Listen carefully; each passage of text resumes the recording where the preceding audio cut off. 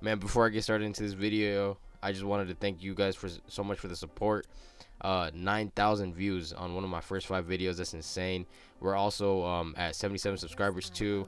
I'm gonna make it a habit to upload a little bit more frequently. I know I've been slacking on that shit, but with that said, let's get into this video. So the Luis Ortiz and Andy Ruiz fight just happened tonight, and my prediction pretty much held through. I did say that Andy Ruiz had a weak chin. He proved me the fuck wrong tonight. He was eating a lot of Luis Ortiz shots, whereas Luis Ortiz was getting dropped a lot. But that's besides the point. Andy Ruiz won on a unanimous decision. Personally, I had the fight 114 to 111, I believe. And a lot of people thought it was a draw. I didn't think it was a draw. I thought Andy Ruiz clearly won that fight. There were a lot of rounds, though, where Luis Ortiz was just jabbing Andy Ruiz, and Andy Ruiz was getting hit a lot by that stiff jab that Luis Ortiz was giving out. And he was just getting the rounds. This is one of the few times I'll ever say this, though, because Luis Ortiz was overcommitting on the jab.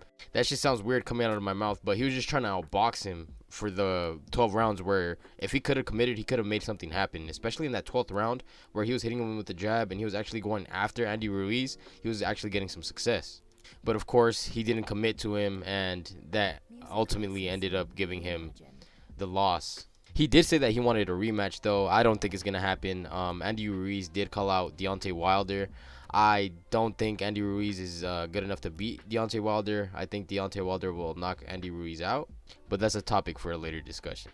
The aftermath of some of these boxing matches, man, are just as great as the fight sometimes. As you guys all know that Pitbull Cruz was on the undercard of this fight, and he did call out Gervonta Davis. He also called out Devin Haney, saying if the Gervonta Davis fight wasn't to come to fruition, that he wanted to fight Devin Haney.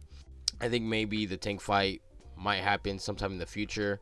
As for the Devin Haney fight, I don't think it's gonna happen. I think he's gonna go up to 140. But y'all already know how Gervonta Davis is. He's trolling Ryan Garcia on Twitter, saying that I know who don't want to fight Issac Cruz because he don't got a chin. And let's be clear, that's a direct jab at fucking Ryan Garcia. But Pitbull has been looking good in his last 2 fights. He got that knockout with Gamboa, and now this knockout in the 2nd round. And before I get off the topic of the lightweights, no, this fight is not going to happen between Ryan Garcia and Gervonta Davis. Oscar De La Hoya clearly stated that nobody has contacted him for any negotiations of the fight, which means even though Ryan Garcia verbally, or I don't know how he agreed to any of the terms that Gervonta Davis said, it's still not going to come into fruition because Oscar De La Hoya ultimately decides what goes on as the promoter. But whenever I seen those clips, I was very, very excited. Tweets. I was very, very excited for the fight. Let's be clear. I do want this fight to happen. I just never see it happening. And I do believe that Ryan Garcia wants to fight. I know a lot of people don't think that Ryan Garcia wants to fight. I know a lot of people would think that he's using or clout chasing off of Gervonta Davis's name. I don't believe that to be true. Ryan Garcia agreed to all his terms. I think it's Oscar De La Hoya who's truly holding this fight back. But I've already discussed this in past videos. With that being said, I believe that's the entire recap for the Andy Ruiz and Luis Ortiz fight. Make sure to like and subscribe. Let's hit 100 subscribers, baby. Let's make this shit happen. And I'm out. Viva Mexico, bitch.